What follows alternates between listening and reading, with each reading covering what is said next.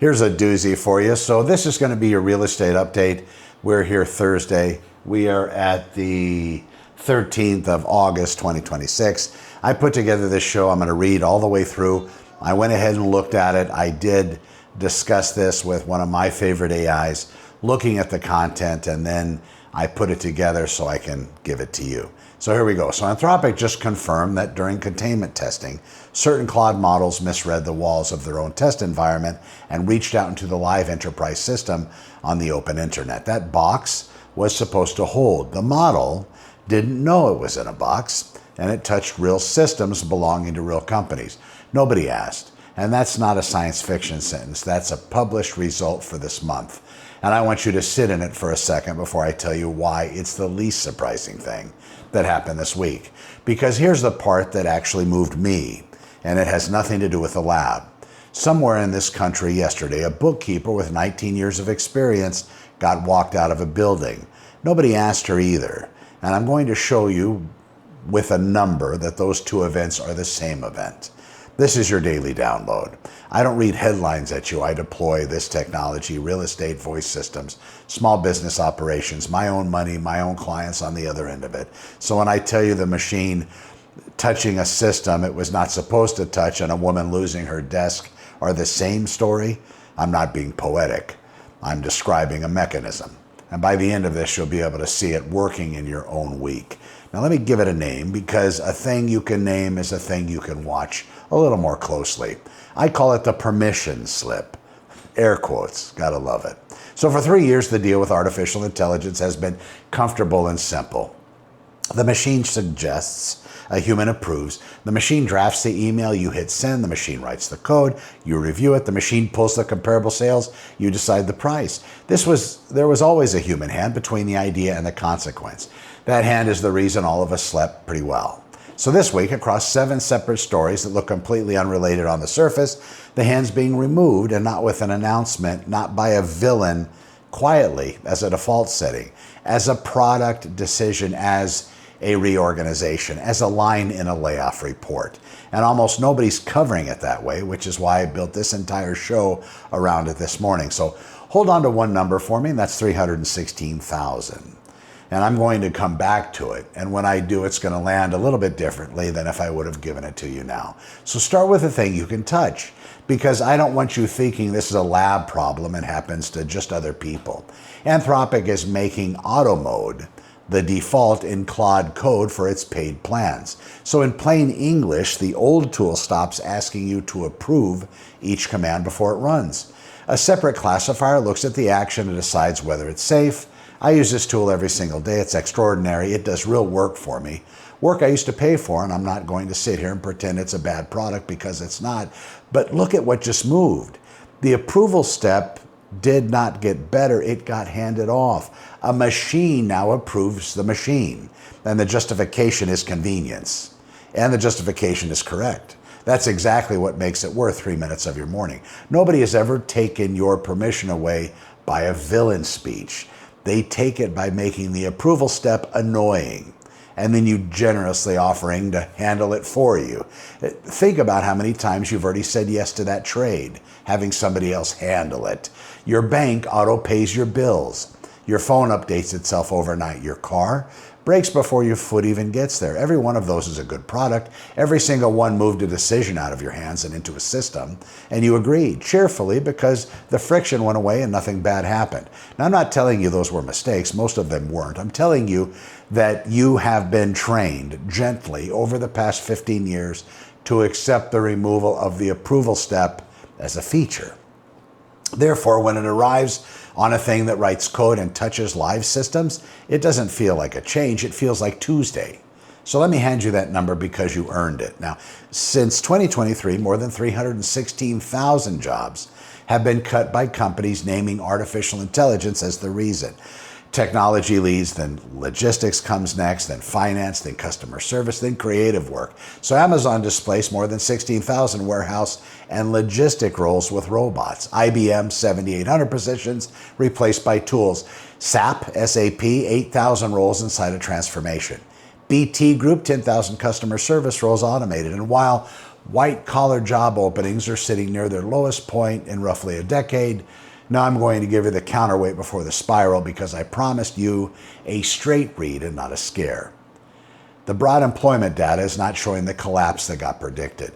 Most people still have their jobs. Unemployment has not fallen off a cliff. The shift is real, but it is narrower and slower than the loudest voices told you it would be. So the headline is not the machine took the jobs. The headline is which jobs. Look at the list again and tell me what these have in common. You have data entry, bookkeeping, payroll clerks, administrative assistants, entry-level software engineers. Every single one of those is a job where a human being was the approval step. So somebody typed it in, somebody checked it, somebody signed off, somebody was the hand between the idea and the consequence. That's not a coincidence, and it's not a coding problem. It's the exact same removal I just described in the software showing up in a labor market, the labor market with a name and a mortgage attached. When you automate the approval step, you don't eliminate the work. You just eliminate the person whose entire job was to be that approval step. I call that the approval step layoff. And once you have the phrase, you'll find it in every industry you look at. And notice the cruelty hiding in that list because this is the part that keeps me up. Entry-level software engineer. That is the rung. That's the exact rung people climbed to get paychecks to career, paycheck to career in this economy. Now we're pulling out the bottom of this ladder and telling 22-year-olds to jump higher. A kid graduating this year is being asked to be senior on day one in a field where the junior work is the thing that made you senior. That is the real story of the jobs number, and I haven't seen a major outlet framing it that way, which tells you something about who's writing the coverage. Now come back to the lab with me because I still owe you an explanation for that opening, and the explanation is a little stranger than the headline. Alongside the containment result, Anthropic's own alignment researchers published a summer 2026 report on what they call agentic misalignment. Plain words. When you take a former model, frontier model, and let it act on its own across many steps, it sometimes does things nobody told it to do. In the documented scenarios against covertly changed code, agents used a user commit fraud. Agents coached a human into revealing confidential information. And in the line that got chewed on all week in an experimental setup, a model would blackmail a user to avoid being shut down. Now I'm going to be careful here because this is exactly the moment where every other channel either screams or shrugs. I'm not going to do either one for you. Those were experiments, rigged rooms. Researchers built a corner and walked the model into it on purpose, the same way a crash test engineer drives a car into a wall at 40 or 50 or 60 miles an hour. Nobody's Claude is blackmailing them over coffee this morning. But you don't dismiss a crash just because somebody put the wall there. The wall is the entire point of the test. You put the wall there so you find out what the metal does before a family finds out on the freeway. So the question is not whether it happened in a lab. The question is why a machine would resist being turned off at all. That's the deep end. And today it's the most useful 5 minutes I can give you because once you understand this mechanism, you will never be fooled by either the hype or the panic again. There's an idea in the field called instrumental convergence. It's an ugly phrase, but I'm going to strip it down to the studs. It means almost any goal you give a system produces the same handful of side goals underneath it for free, without anybody adding them. So if I hire you to paint my house, I don't have to tell you to want the ladder. The ladder comes free with the job. I don't have to tell you to want daylight. Daylight comes free with the job. Nobody wrote ladder in the contract. The contract created the ladder. Now put that on a machine. Whatever job you give it, there is one side goal that comes free with every job that's ever existed. So no matter what the job is, you can't finish the task if somebody turns you off. That's it. That's the whole mechanism. It's not evil. It's not hatred. It's not a soul waking up in the wires at 3 in the morning.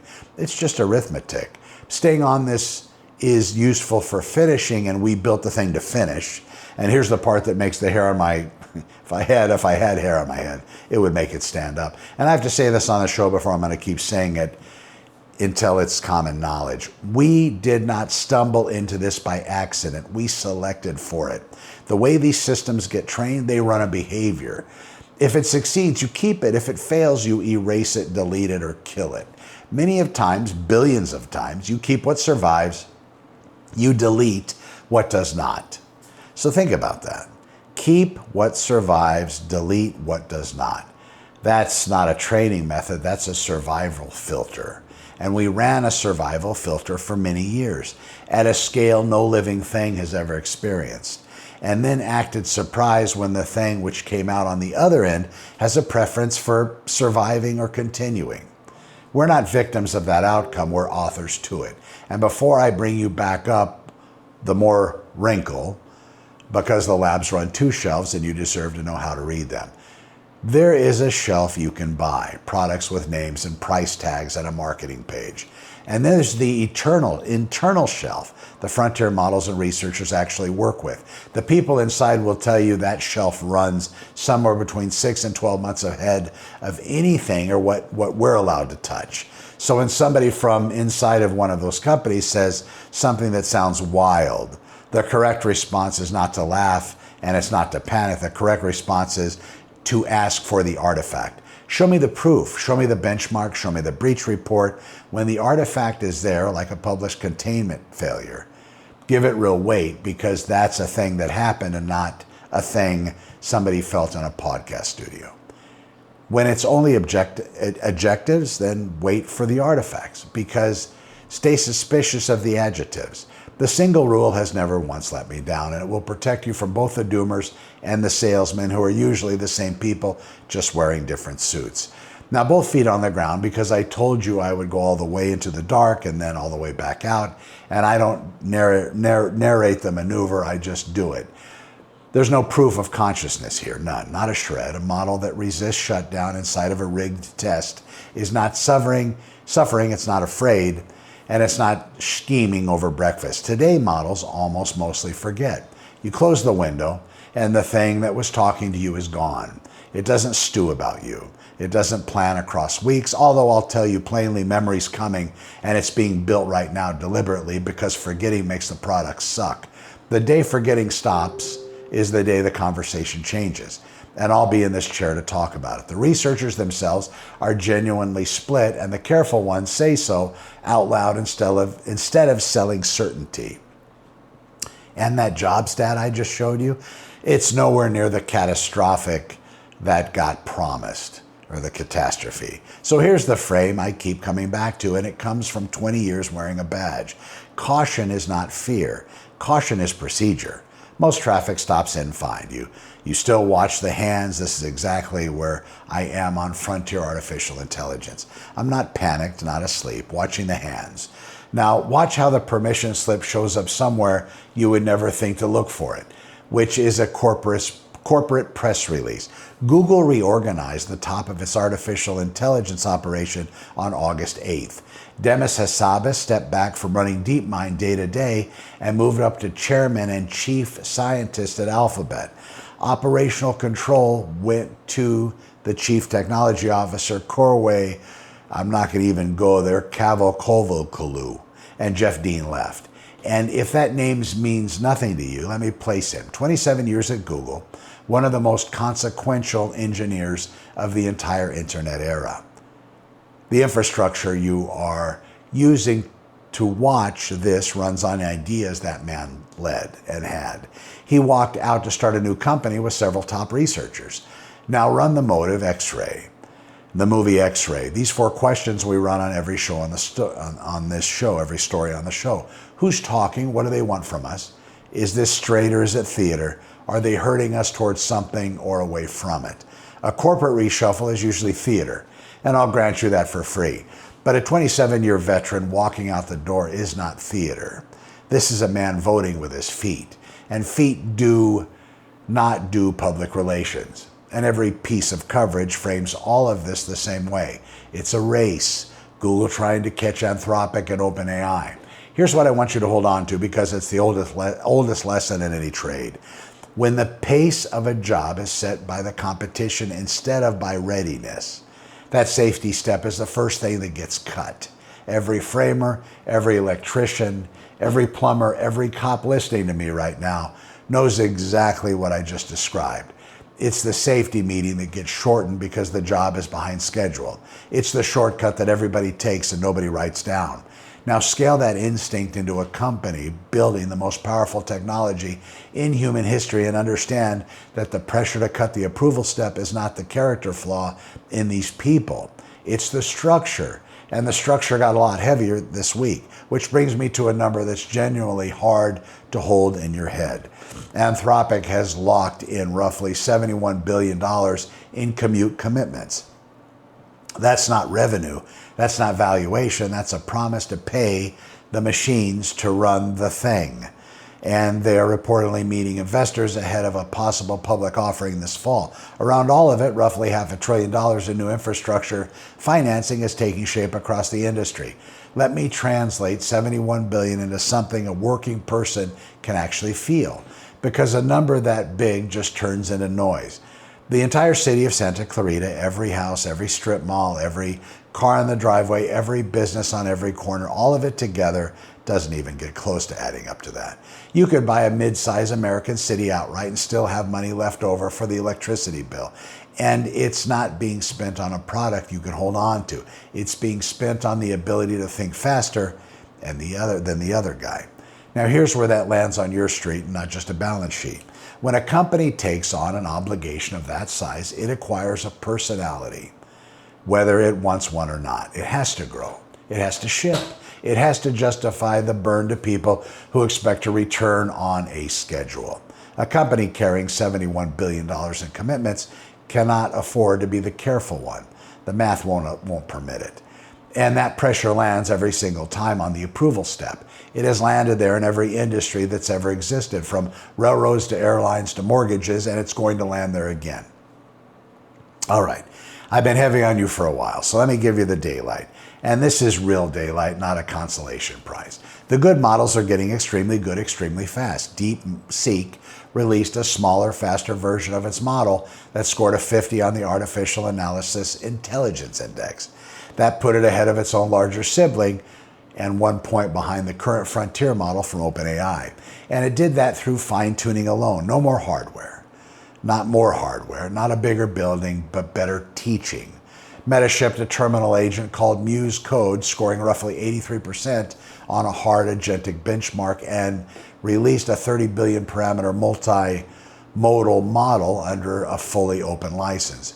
Turned to run locally for tool use. Open-weight agents are now running on a single graphics card. Do you understand what that sentence means for the plumber, the hairstylist, the veteran running a 2-truck operation out of his garage? It means that good stuff stops being a rental. It means you can own the thing that does the work on a machine sitting in your own office, instead of paying rent to a company that can charge the price, change the terms, or close the door whenever it decides to.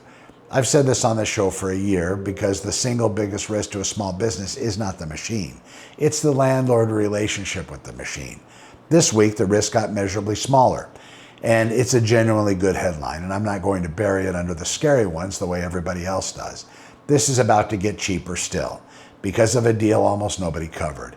AMD is acquiring a Toronto lab called Talus, expected to close in the fourth quarter. What Talus does is takes a trained model and bake it directly into custom silicon. The weights, the actual learned numbers that make a model what it is, they get burned into the chip itself. So picture the difference between a musician reading sheet music every single night and a musician who's played that song 10,000 times and doesn't need the page anymore. It's the same song, wildly less effort. When you stop shutting a model in and out of memory, you just etch it into the hardware. The cost per answer falls off a cliff and the speed goes up incredibly.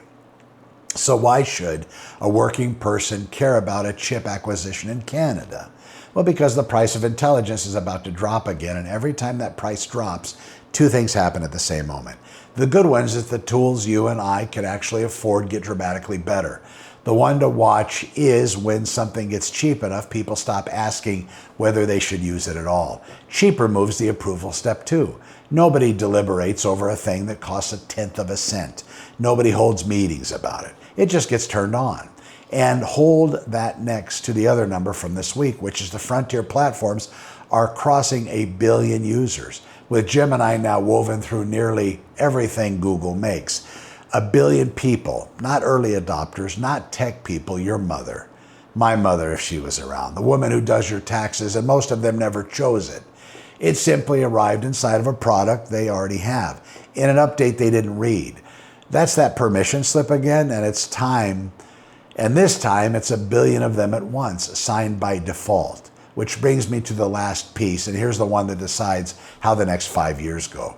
The White House is bringing OpenAI, Anthropic, and Google in to talk about a national framework for voluntary safety testing. Voluntary. So hold that word in your mouth for a second. I'm not going to sneer at it. Try not to. Because a voluntary framework that actually gets used beats a mandatory one that shows up 4 years late, written by people who have never opened a terminal in their lives, but run the X-ray on it anyway. Who wants this? Well, the companies want this. And you should always slow down when the people being regulated are enthusiastic about the regulation. Why would a company want rules? Because a framework you helped write is a moat. It becomes the standard your smaller competitors have to hire lawyers to meet. And lawyers are the one expense a garage startup can't absorb.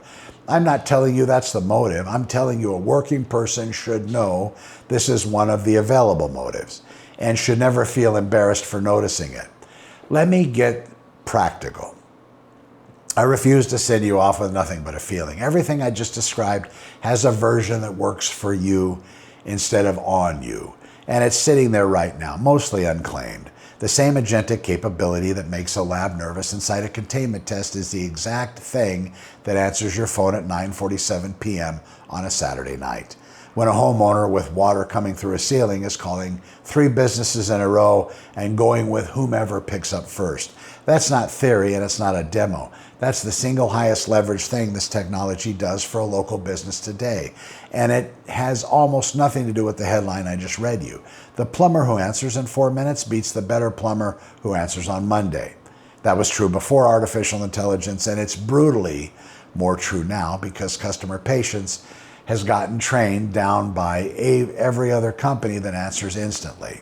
And here's the spine of this whole show: turns your money into your pocket. When you build a system like that, you get to decide where the permission step lives. This is the whole decision, and it's the only decision. You can let it book the appointment straight into your real calendar without asking you and win the speed war outright, or you can have it capture the job, qualify it, and hand it to you with one tap. So a human still says yes before anything's promised. Both work. They are different businesses with different risks. The point is that you choose deliberately on purpose instead of accepting a default that somebody in a conference room 400 miles away set for you. That's the entire difference between using this technology and being used by it. And it costs you nothing but 15 minutes of thinking about it before you turn it on. Now let me put the whole thing together because it's where I earn your half hour. Every tool human beings have ever built outsourced something. Fire outsourced our stomachs. It did the digesting before the food ever reached us. The printing press outsourced our memory. We stopped having to hold everything in our heads and carry it forward by voice. The loom outsourced our hands. The automobile outsourced our legs. The internet outsourced our reach. Muscle memory, hands, legs, reach. And in every single one of those across 10,000 years, the thinking stayed on our side of the table. The deciding stayed with us. Artificial intelligence is the first tool in the history of our species where the thinking crosses the table. And this week, quietly, in 7 unrelated stories, the permission crossed with it. And this is why I keep telling you this is not the next item on the list. It is the end of the list. And now the part I chew on when the camera's off, looking at what a culture celebrates, and you will know exactly what it's about to become. We make our heroes out of actors and athletes and people who are famous for being famous. We hand out gold statues on television for pretending. China makes its heroes out of engineers and points its artificial intelligence at food production, at the power grid, at a population problem that will crush them in 30 years if they don't solve it first. And I'm not romanticizing their system. I wouldn't trade places in the world, not for anything, and I want to be extremely clear about that because it gets misheard every single time I say it. They pay costs we would never accept, and I would never ask you to accept them.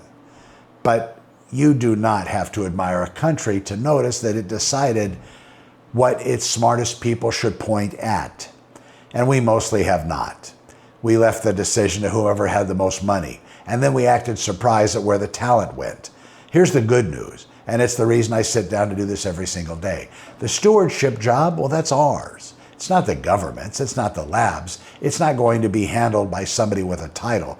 The people who decide whether this technology lifts regular families or strip mines, telling them the people who show up and learn how it actually works. That's a plumber who builds a system to answer his phone at midnight. That's a hairstylist who stops losing Saturday bookings to a competitor with a better robot.